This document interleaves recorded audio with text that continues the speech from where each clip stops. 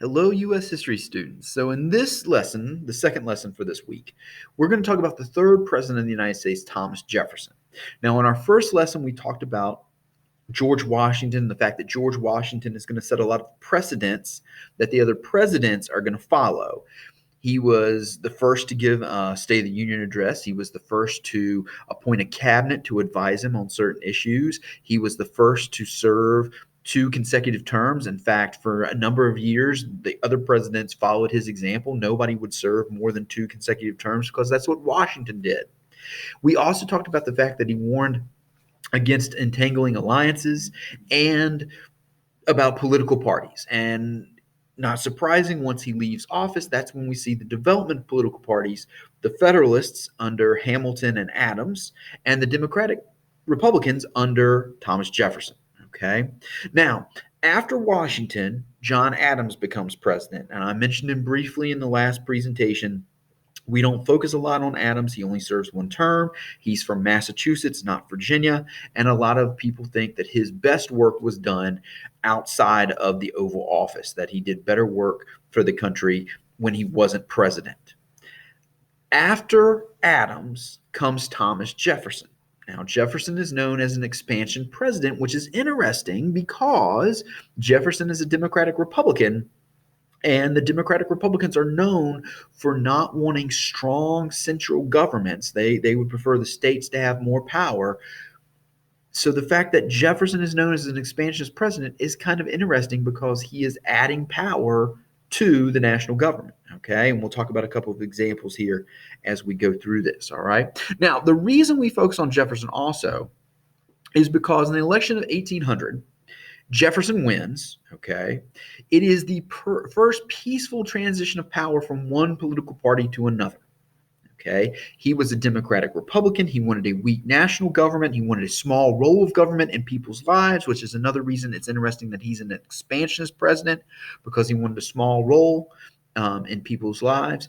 But there's no rioting in the streets or anything like that. Washington was a Federalist, even though he was quiet. Adams was a Federalist, okay, and now we have a Democratic Republican, and there's no revolution or riots that take place. It's a peaceful transition.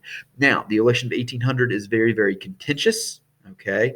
In fact, this is one of the things that is going to end up getting Alexander Hamilton killed. Hamilton throws his support behind Jefferson. He's not a big fan of Jefferson, but he really doesn't like Jefferson's opponent, Aaron Burr. So Hamilton throws his support behind Jefferson.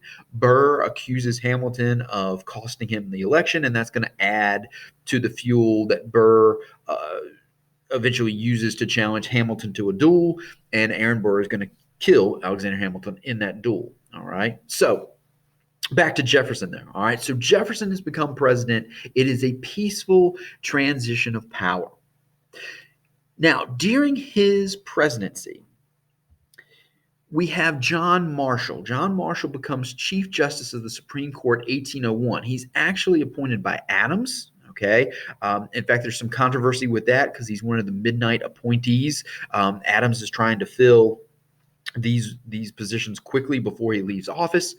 And John Marshall becomes Chief Justice. Marshall is going to greatly expand the power of the court. In fact, our last lesson this week is going to have to deal specifically with the cases that Marshall is going to hear that is going to expand the power of the judicial branch, in particular the Supreme Court. Okay, 2 of the big cases that Marshall hears are Marbury versus Madison and McCulloch versus Maryland. In Marbury versus Madison, we get judicial review. Judicial review is the power of the courts to declare laws unconstitutional. Okay, and we're going to talk more about this in our last presentation. I'll go into the specifics of the trial, but the big thing you need to know is that at the end, we get judicial review. Courts can declare laws unconstitutional. In McCulloch versus Maryland, it is ruled that states cannot tax the federal government. Okay, which is a big deal because in essence, what we are saying is the federal government has more power than the states. And we talked last lesson with the Whiskey Rebellion, these growing tensions between the national government and state governments. McCulloch versus Maryland is going to come out pretty clearly and say the federal government has more power than the states. States cannot tax the federal government. Okay, so that's kind of a side story that's going on during Jefferson's presidency. Is the judicial branch is gaining more power thanks to the work of John Marshall. Now, what is this on the map, this yellow area right here? Well, that is the Louisiana Purchase Territory. This is a reason that Jefferson is known as the expansionist president, okay, because he purchased Louisiana Territory from France, specifically from Napoleon, for $15 million. Okay, it is a great deal. That is a lot of land for $15 million. Napoleon desperately needs the money because he's trying to create an empire in Europe. So he is willing to sell.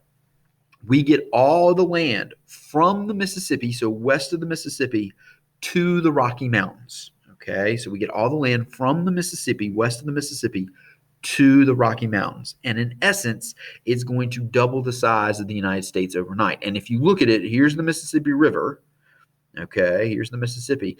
If you use that as kind of a dividing line, you can see that this area, which is the Louisiana Territory, is roughly the same size as this area right here. Now, we don't have Florida yet, that's Spanish Florida, but this is roughly the same size as this area right here, okay?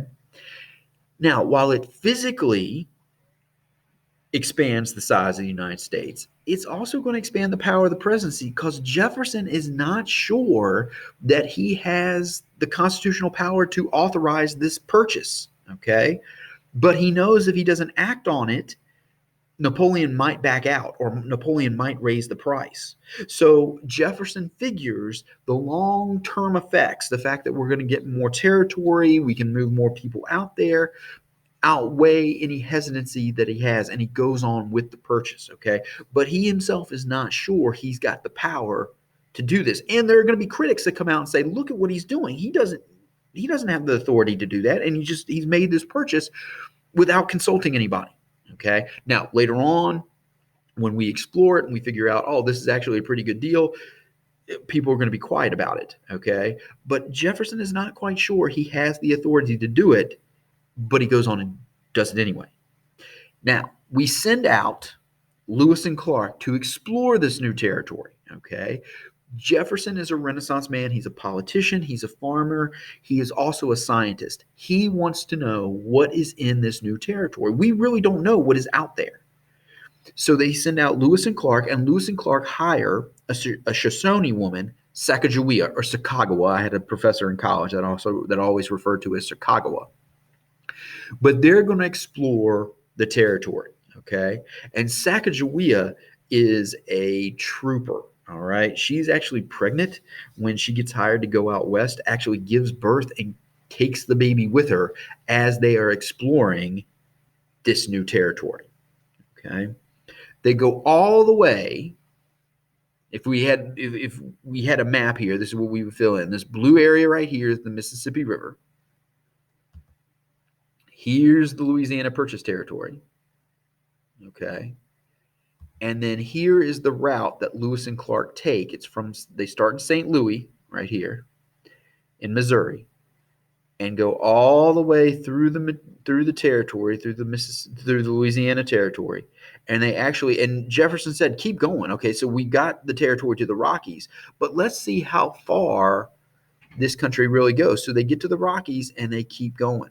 All right, and they eventually will make it to the Pacific Ocean, the Pacific coast, okay, the west coast of the United States. And now we have a pretty good idea of how far this continent extends, okay? So Lewis and Clark make it all the way to the west coast, to the Pacific Ocean. Now, we're going to end things here. Let's talk about this Louisiana Territory. We need to answer a couple questions. Why did Jefferson want to buy Louisiana Territory? Why does Napoleon want to sell the territory? And then what are some of the effects of the Louisiana Purchase Territory, okay? So let's start with, why does Jefferson want to buy, okay? Well, number one, he wants to avoid war with France, okay? Because that is French territory, and we are moving out into that territory anyway. France is getting upset. We don't want to go to war with France, okay? It's going to give us a lot of land. We already said it doubles the size of the United States overnight. It's also going to give us access to markets in New Orleans, okay? New Orleans down Louisiana, it's on the Gulf Coast, okay? It gives us access to the Gulf Coast, and the Gulf Coast is going to give us access to the Atlantic, okay? So it's a trading benefit as well. Why does Napoleon want to sell? Well, we already said it. He's got no army to occupy Louisiana. He's more concerned about what's going on in Europe, okay? He doesn't like us pushing into Louisiana territory, but he's more concerned about his empire in Europe than what's going on here in the United States, okay? So even though we're worried about war with France, it's probably not a reality because the French army can't get over here, okay? Napoleon's using it to conquer Europe. And he needs money to fight the British. He is trying to build that empire in Europe, so he needs money to fight the British. Now, what are some of the effects of this purchase? Number one, we gain all the territory west of the Mississippi to the Rocky Mountains. Okay, it doubles the size of the United States overnight. We already talked about that. It does violate Jefferson's constitutional principles, all right, which is why I say it's a big deal that we call him the expansionist president, because he's a Democratic Republican. He wants to decrease the role of government in people's lives. He does not favor a strong central government, but he is surely acting like he is in charge of one. Okay, so it violates his constitutional principles. We have to deal with re-export trade with France. Okay. And now we have increased problems with Great Britain. All right, we're not going to go to war with France, but now Britain is like, look, you just paid France $15 million to fight us, and we're not happy with that. And these issues, these increased problems with Great Britain, are going to lead to a war with Great Britain in 1812 under the presidency of James Madison. Okay, and we're going to talk about that next week before we go on Thanksgiving break, is the presidency of Madison in the War of 1812. One of the issues with that presidency is impressment. Great Britain started seizing American ships and American sailors and forcing them to fight for the British. Okay, they were pressing them to fight for the British. And of course, we don't like that. All right, we believe in freedom of the seas. Also, there's an embargo with American goods because Britain is upset that we are giving money to France and Napoleon is at war with Britain. Britain decides to punish us by shutting down trade. There's an embargo against our products, and we don't like that either. Okay, so these increased problems with Great Britain are going to lead us down the road to a war in 1812. Okay, so the takeaway points from this lesson, I know it's a real short lesson. Again, there's no worksheet that goes along with this, so please be sure that you go back and you take some notes as we go through this. You need to know Jefferson, third president of the United States. It's significant because there is a peaceful transition of power from the Federalists to the Democratic Republicans. He is known as the expansionist president. There's a lot going on with his presidency. You have John Marshall, who is the Chief Justice of the Supreme Court, expanding the power of the judicial branch, expanding the power of the court with rulings like Marbury versus Madison, McCulloch versus Maryland. You've got Jefferson himself expanding the power of the presidency because he authorizes this Louisiana purchase. And as great as it is, it doubles the size of the United States. We get all the territory from the Mississippi west to the Rocky Mountains. It does violate his constitutional principles. And of course, don't forget, Lewis and Clark are going to be sent out to explore this new territory. They explore all the Louisiana territory. They make it all the way to the Pacific coast, to the west coast, to the Pacific Ocean.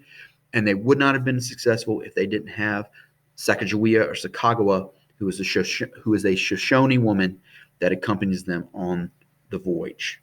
Okay. It's called the Core Discovery, which is why I call it a voyage, even though they're doing a lot of walking. Now, that's it for the Jefferson presidency. We've got one more lesson this week, and that's going to be on some key Supreme Court cases, and that will wrap things up for the new material for this week.